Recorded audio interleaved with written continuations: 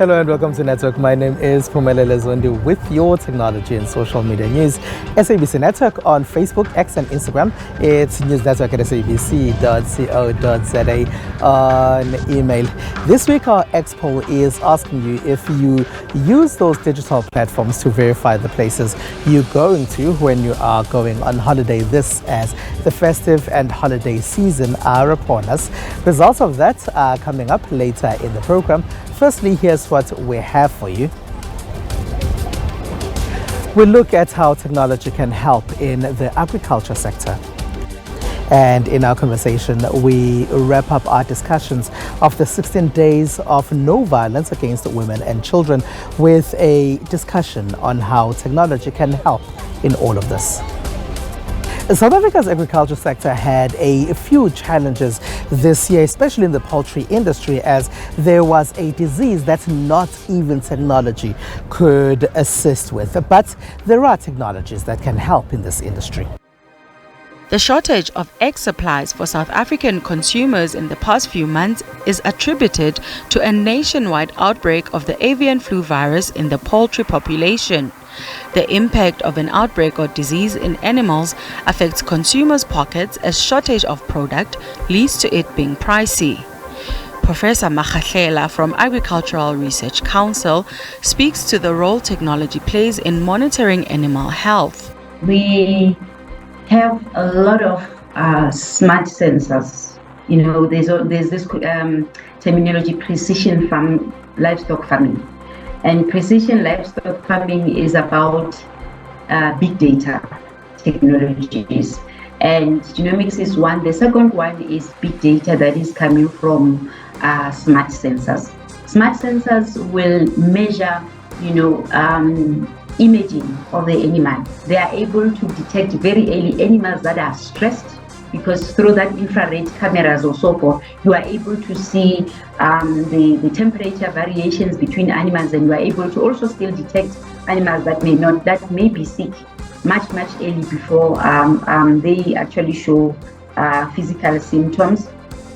Another thing is that with smart sensors, you are also able to manage the welfare issues. Trading Economics says the cost of food in South Africa increased by 8.70% in October of 2023. Food inflation in South Africa averaged 6.57% from 2009 until 2023, reaching an all-time high of 15.60%. Professor Makhatlela says all stops must be pulled to make sure farmers meet local demand for the food. For us to come to that level of meeting the local demand is to fast track the production ahead using technologies such as there are omics technologies. We call them genomics. And genomics, historically, we with conventional methods, we were able to reproduce, but not as fast as we would love to. But genomics, which is more around using DNA to identify the good ones in the population as current stock, so that would be allow us to make sure that we breed the new stock that is highly productive, that produce much more eggs per day than we would see before. The outbreak of the avian flu causes high death rate in bird animals. Agripreneur Khomotso Rancho says the impact of the flu will be felt for a very long time. It's going to be a challenge to get layer chickens point of lay, because remember, not only us were affected, but many farmers in South Africa. So for us to get chickens, economists say that most of the farmers, or let's say import market that can bring chickens that can lay, it's gonna be roughly, let's say we can get chickens next year, between April and October. So it's a long time. We're sitting with empty cages that should be producing right now. And another thing, we're venturing more into broilers, where we aim to increase our production, scale up, maybe up to maybe 3,000 4,000 chickens per cycle. Investing in the available technology that would give accurate information on what is happening with the animal seems to be the smart decision. But for poultry farmers, the investment is too steep, especially for small farmers. I wish there could be technology like the ones that are done, that we already have for dairy farming, where we have a management program that maybe you instill a chip on a cow that would tell you any information that you need, that this cow is under stress, this cow is not lactating well, this cow has aborted, this cow has done many things, So it gives you a clarity of what is happening with each and every cow. So the challenge is with birds, we have a lot of birds, and technology like that would be pretty expensive. Live cattle farmer Ipileng Siboni says farm safety is important in preventing animals from contracting diseases. This includes appropriate vaccines that would reduce the losses associated with the outbreaks. The use of technology in our agribusiness is very important, but also it is the farmer's responsibility to make sure that they do keep record keeping in terms of who are people who are coming into the farm and who are leaving the farm, because you don't know people who are coming and visiting the farm, allowing them to interact with your animals, where they have been in the past days, and what diseases they are bringing into the farm. So it's very important for farmers to make sure that their biosecurity within their farms is on point. One other aspect that is very important in terms of technology is the vaccines that have been made available by our vets.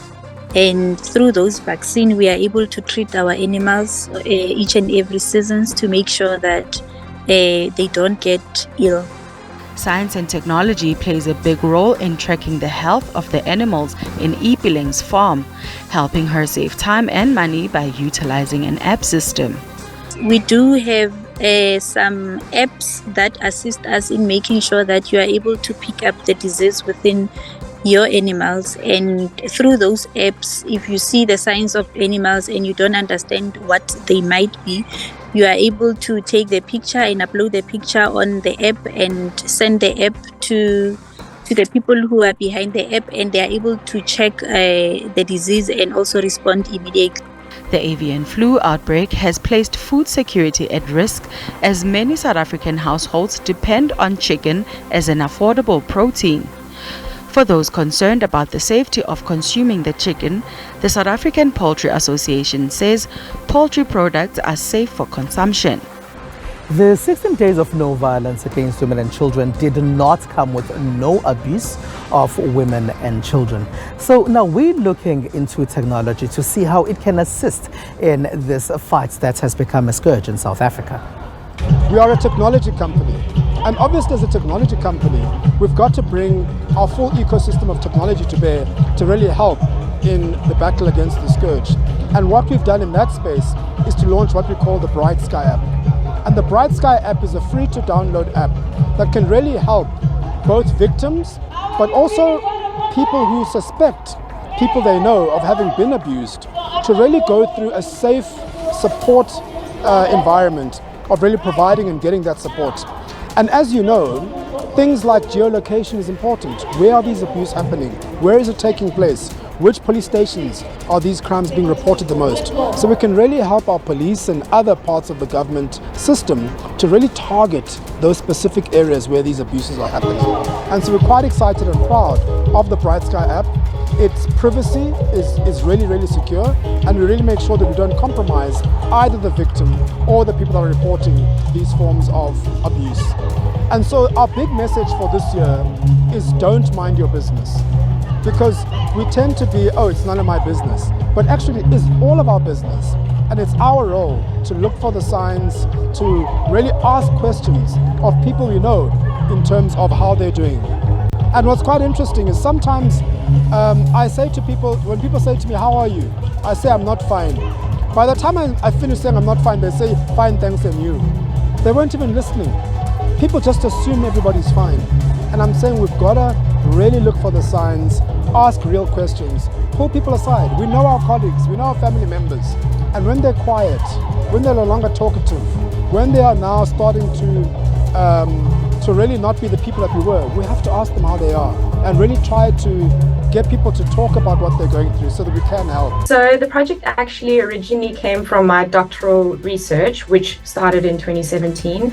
You'll notice when you drive past townships in South Africa that they have high mast lights, which are 40-meter tall floodlights.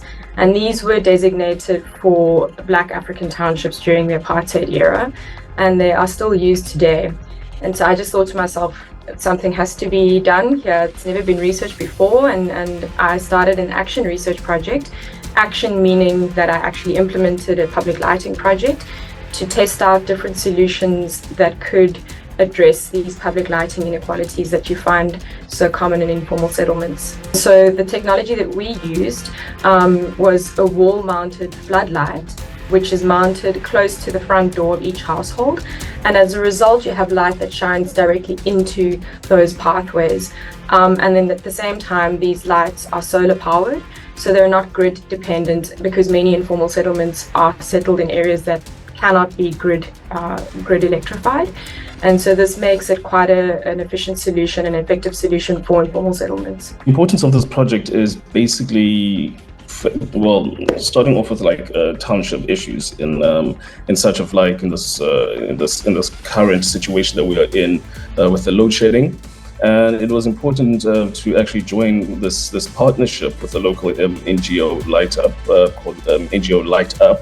And this basically allows us to install like these solar lights, street lights, that can actually help the Khayelitsha for itself to be able to be seen. And also it's based with, it actually coincides with the international 16 days of activism against gender-based violence. So this is quite an important initiative for us because we are working with local artists, Khanyisa Chekane, and also Ice Beat Slides and Smuda de Mauletha, sorry. So just aiming to combat the gender-based violence, this is all coming together into one beautiful package. So yeah. SABC Network on Facebook, X and Instagram. Use network at sabc.co.za on email. After the break, we further our discussion on how technology can assist in the fight against women and children abuse.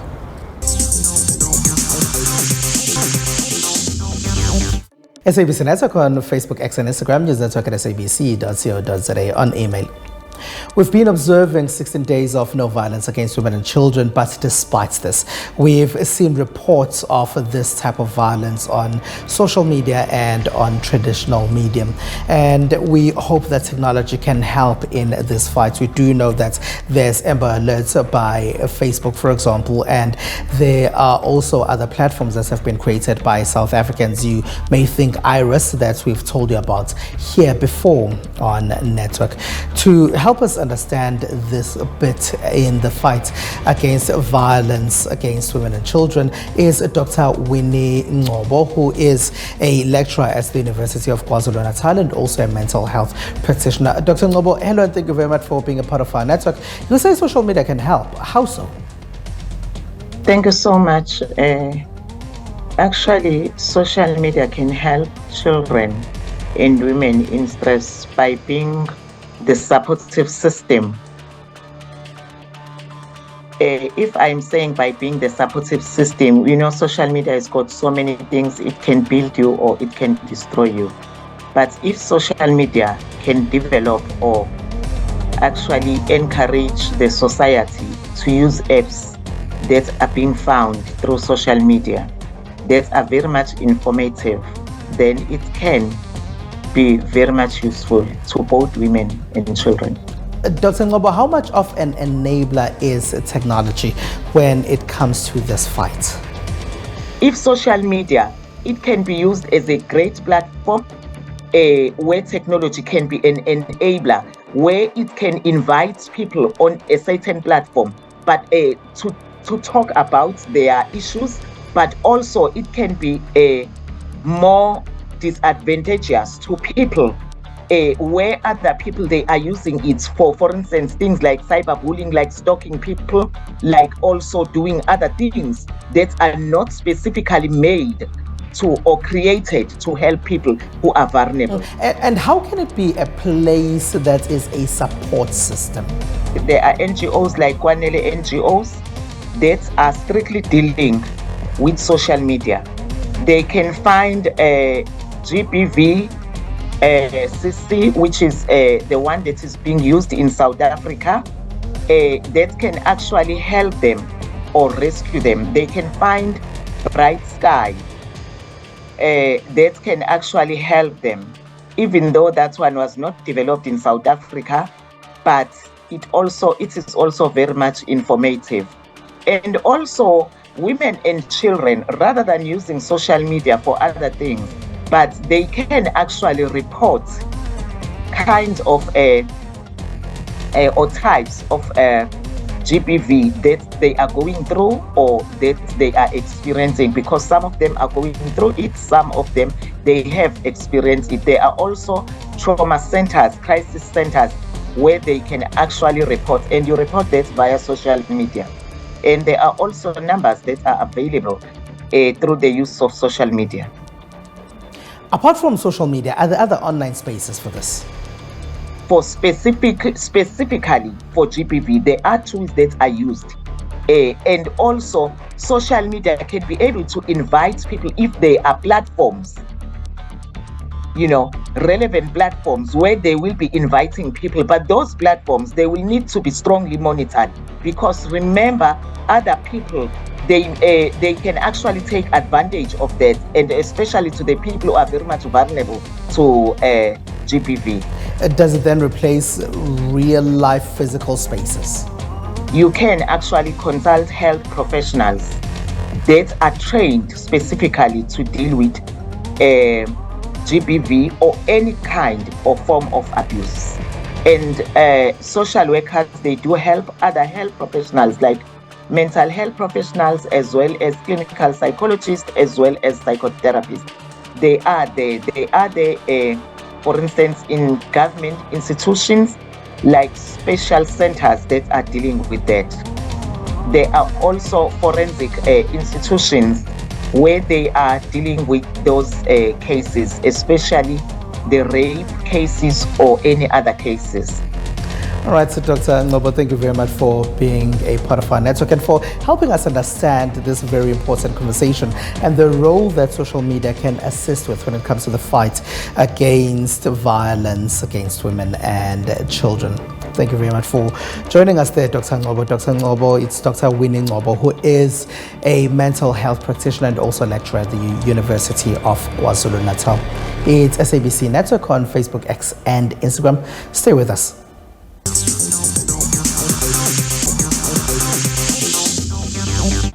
SABC Network on Facebook, X, and Instagram. Here's what else took place in the rest of the world in the tech space.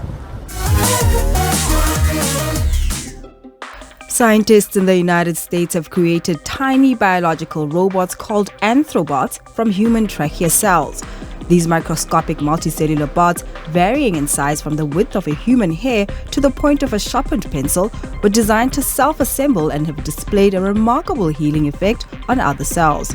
Anthrobots are the first fully cellular, living biological robots made up of human cells.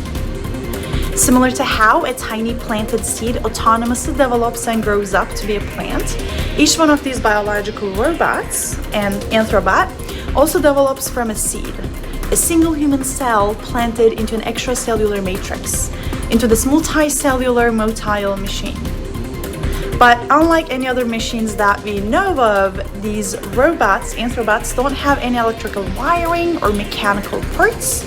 It's all living biological cells with an inherent ability to act as a machine. The fact that anthrobots are completely biological in this way makes them fully compatible with other biological tissues and organisms like ourselves, opening up the avenue for potentially deploying these machines in humans for healthcare purposes. The researchers envision various applications for anthrobots including clearing plaque buildup in atherosclerosis patients, repairing spinal cord or retinal nerve damage, recognizing bacteria or cancer cells, and delivering targeted drugs. Music streaming giant Spotify said that it will lay off 1,500 employees or 17% of its headcount to bring down costs after letting 600 of its staff go in January and 200 more in June. In a letter to employees, Spotify CEO Daniel Ek said the company hired more in 2020 and 2021 due to the lower cost of capital, and while its output has increased, much of it was linked to having more resources. In the third quarter, the company swung to a profit aided by price hikes in its streaming services and growth in subscribers in all regions. And the company forecast that its number of monthly listeners would reach 601 million in the holiday quarter. And now in Chile. Puerto Rican rapper and singer Bad Bunny's voice quickly went viral last month. However, the song circulating did not belong to him. Chilean artist Mauricio Bustos launched the trend with song Nostalgia, a play on the Spanish abbreviation for AI. It was written and recorded by Bustos using artificial intelligence to modify Bad Bunny's vocals, producing a viral track that prompted parodies and copycat versions on TikTok. Primero se nos ocurrió hacer un artista con esto, en base a eso, después empezamos a buscarle nombre, yo empecé a preparar el primer demo que se llama Carol, que es el primer demo, y usamos voces imitamos voces de Fade y de Anuel. Bustos, who has already released Flow GPT tracks based on Colombian reggaeton artist Fade and Puerto Rican rapper Anuel, said he wants to create a fictional virtual character like British band Gorillaz, but using AI. As you are planning your holiday this week, our expo is asking you if you consult those digital platforms to help you plan your holiday.